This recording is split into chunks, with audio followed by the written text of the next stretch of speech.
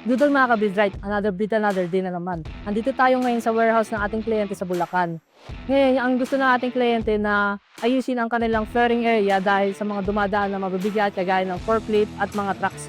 Ngayon, ayusin natin ito. Tara, samahan niyo. May kita natin na hindi monolithic ang pagkakabuhos ng concrete at hindi rin ginamitan ng budding agent kaya nag-cause ng heavy damage sa flooring. Nawala din ang tamang level ng slab at nag-cause ng major concrete spalling which is not safe sa mga empleyado ng ating kliyente.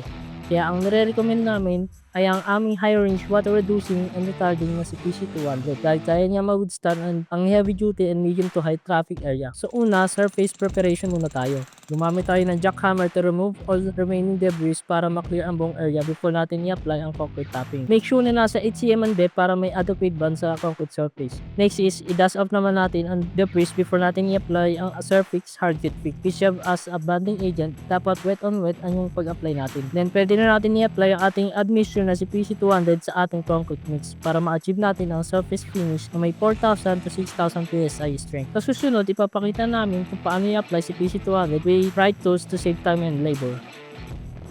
Kung gusto mo ng economical cement savings for your construction project, message us.